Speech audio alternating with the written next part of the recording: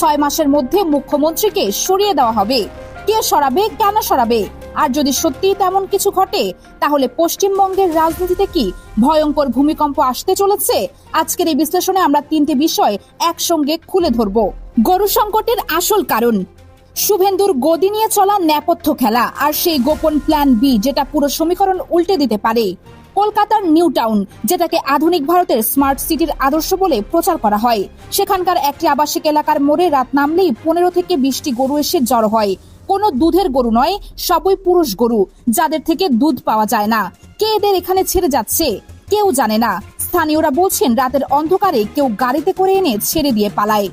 এটা শুধু নিউ টাউনের গল্প নয়, মালদায় মূল সড়কগুলোতে এত গরু যে পুলিশকে ট্রাফিক ম্যানেজমেন্ট ছেড়ে গরু সামলাতে হচ্ছে। হুগলির ডানকুনি রেল স্টেশনে, হ্যাঁ, ট্রেনের প্ল্যাটফর্মের ভেতরে দল বেঁধে গরু ঘুরছে। যেখানে হাজার হাজার যাত্রী প্রতিদিন ট্রেন ধরেন, সেখানে টিকিট কাউন্টারের সামনে গরু বসে আছে। আসসালামু আলাইকুম দর্শক, এতক্ষণ দেখছিলেন খবরের কিছু বিশেষ অংশ। বাকি অংশ দেখার পূর্বে আমার একটা অনুরোধ, দেশ ও দেশের বাহির থেকে আমার এই অটুবাই চ্যানেলের খবরগুলো যে দেখছেন, যদি ভালো লেগে থাকে তাহলে অবশ্যই আমার চ্যানেলটি সাবস্ক্রাইব করে পাশে থাকবেন। যে সাবস্ক্রাইব করেছেন তাকে অসংখ্য ধন্যবাদ। চলুন দর্শক, এখন খবরের মূল ভিডিওতে। গরু বসে আছে। একজন যাত্রী চরম হতাশায় বলেছেন, আর কটা দিন গেলে পরিস্থিতি ভয়াবহ হবে। এবার আসল প্রশ্নে আসা যাক, হঠাৎ করে এত গরু রাস্তায় কোথা থেকে এলো? এটা বুঝতে হলে পুরো অর্থনৈতিক চক্রটা বোঝা দরকার। শুনুন মন দিয়ে। ভারতের একজন গোপালক, তিনি হিন্দু হতে পারেন, মুসলিম হতে পারেন, গরু পালন করেন মূলত দুটি কারণে, দুধ এবং শেষ পর্যায়ে বিক্রি। যখন একটা গরু বুড়ো হয়ে যায়, দুধ দেওয়া বন্ধ করে, তখন সেই গরু রাখার খরচ বহন করা একজন প্রান্তিক কৃষকের পক্ষে অসম্ভব হয়ে পড়ে। ঘাস, খড়, ঔষধ, জায়গা সব মিলিয়ে একটা গরু গড়ে 14 বছর বাঁচে। 14 বছর ধরে একটা গরু পুষতে কত লাখ টাকা লাগে? এই হিসাব কি কেউ কোনোদিন করেছে? এতদিন একটা সমাধান ছিল, বুড়ো গরু বা অকেজো পুরুষ গরু, এরা মাংসের বাজারে যেত, চামড়া শিল্পে যেত। এই পুরো প্রক্রিয়ার সঙ্গে জড়িত ছিল চামড়া কারখানার কারিগর, মাংস ব্যবসায়ী, পরিবহন শ্রমিক, হাজার হাজার পরিবারের জীবিকা। কিন্তু এখন গোমাংস কার্যত নিষিদ্ধ। কোরবানিতে বাধা, গরু কেনা বেচায় কড়াকড়ি, ফলে পুরো চক্রটাই ভেঙে পড়েছে। সেই গোপালক যিনি ধার করে গরু কিনেছিলেন, বিক্রির আশায় পালছিলেন, তিনি এখন কি করবেন? গরু বিক্রি করতে পারছেন না, খাওয়াতে পারছেন না, নিজের পরিবারের ভাত জোগাড় করতেই হিমশিম খাচ্ছেন। বন্ধুরা, এখানে একটা অত্যন্ত সংবেদনশীল কিন্তু জরুরি কথা বলা দরকার। ভারতীয় সংস্কৃতিতে গরুর একটা বিশেষ মর্যাদা আছে, এটা অস্বীকার করার কিছুই নেই। কোটি কোটি মানুষ গরুকে পবিত্র মনে করেন, শ্রদ্ধা করেন। এই বিশ্বাসকে সম্মান করতে হবে। কিন্তু প্রশ্নটা হলো, আবেগ দিয়ে কি গরুর পেট ভরে? আবেগ দিয়ে কি রাস্তার দুর্ঘটনা আটকানো যায়? আবেগ দিয়ে কি সেই প্রান্তিক কৃষকের পরিবারের ভাতের ব্যবস্থা হয়? একটু ভেবে দেখুন, যে সরকার গোহত্যা বন্ধ করলো, সেই সরকার কি গোপালনের দায়িত্ব নিল? সারা দেশে যে গোশালাগুলো আছে, সেগুলো ইতিমধ্যেই ধারণ ক্ষমতার 3 গুণ গরুতে ঠাসা। নতুন গোশালা তৈরির বাজেট কোথায়? গোপালকদের ক্ষতিপূরণ কোথায়? চামড়া শিল্প আর মাংস শিল্পে যে লক্ষ লক্ষ শ্রমিক কাজ হারালেন, তাদের পুনর্বাসন কোথায়? আর সবচেয়ে বড় বিড়ম্বনার কথা শুনুন, যে দেশে গোমাংস নিষিদ্ধ, সেই একই দেশ কিন্তু গরু ও মহিষের মাংস রপ্তানিতে বিশ্বে দ্বিতীয়। ব্রাজিলের পরেই ভারতের অবস্থান। 7টি বড় রপ্তানিকারী কোম্পানি, যাদের নাম শুনলে মনে হবে মুসলিম মালিকাধীন, কিন্তু বাস্তবে এদের অধিকাংশই হিন্দু ব্যবসায়ী। এরা হাজার হাজার কোটি টাকা আয় করছে, এমনকি বিভিন্ন সূত্র অনুযায়ী এদের একটি বড় অংশ নির্বাচনী তহবিলেও বিপুল অর্থ দিয়ে থাকে। তাহলে প্রশ্ন দাঁড়ায়, উপরে আবেগের রাজনীতি আর নিচে ব্যবসার হিসাব, এই দ্বৈত নীতি কার স্বার্থে? নিশ্চিতভাবেই সাধারণ মানুষের স্বার্থে নয়। এবার আসুন পুরো বিষয়টার দ্বিতীয় মাত্রায়। গরু সংকটের পাশাপাশি পশ্চিমবঙ্গে আরেকটা ঝড় উঠেছে, সেটা হলো মুখ্যমন্ত্রী শুভেন্দু অধিকারীর ভবিষ্যৎ নিয়ে।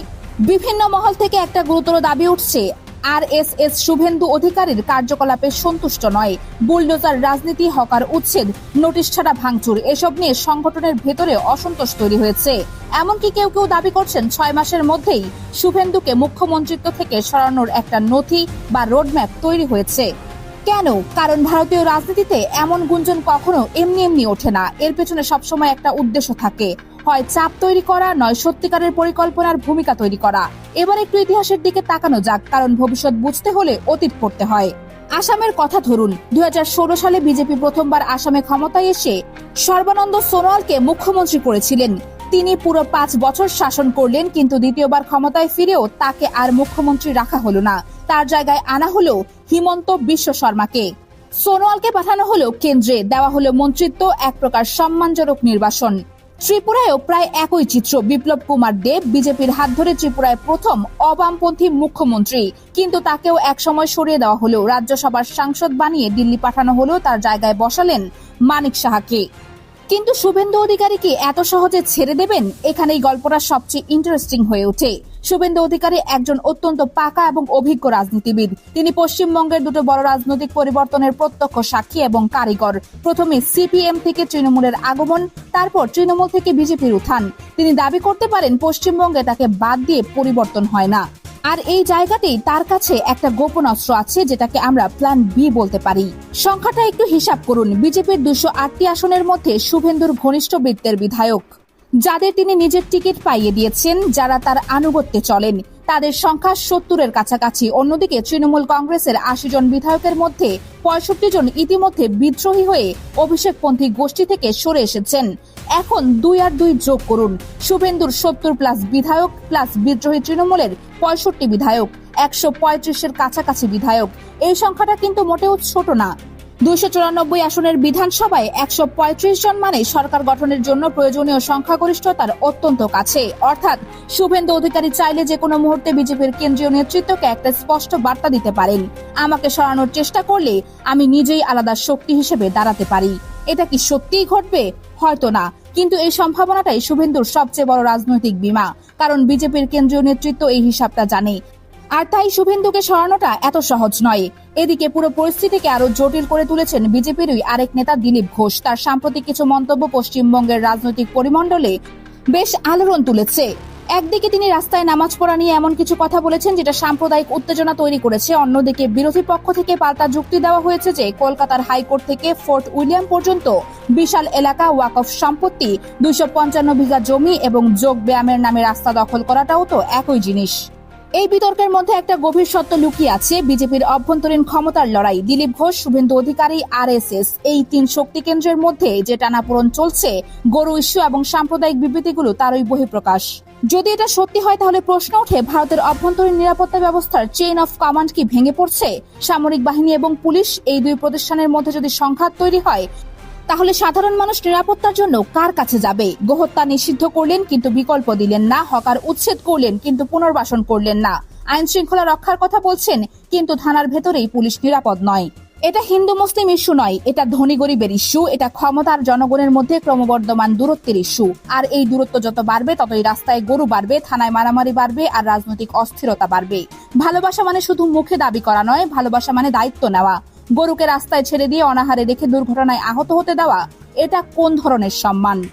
বন্ধুরা, আজকে আমরা 3টি বিষয় একসঙ্গে বিশ্লেষণ করলাম। পশ্চিমবঙ্গের গরু সংকটের আসল কারণ, শুভেন্দু অধিকারীর মুখ্যমন্ত্রিত্ব নিয়ে চলা নেপথ্যের খেলা এবং আইন শৃঙ্খলার ভয়ঙ্কর অবনতি। 3টি আলাদা মনে হলেও এগুলো আসলে একই সমস্যার 3টি মুখ। ক্ষমতার রাজনীতি আর সাধারণ মানুষের যন্ত্রণার মধ্যে ক্রমবর্ধমান ফারাক। আপনারা কি মনে করেন, শুভেন্দুকে কি সত্যিই সরানো হবে? গরু সমস্যার সমাধান কি আদৌ সম্ভব? আপনাদের মতামত কমেন্টে জানান। ভিডিওটি ভালো লাগলে লাইক করুন, শেয়ার করুন, চ্যানেল সাবস্ক্রাইব করুন আর বেল আইকন অন রাখুন। পরবর্তী ভিডিওতে দেখা হবে, ততক্ষণ সবাই ভালো থাকুন।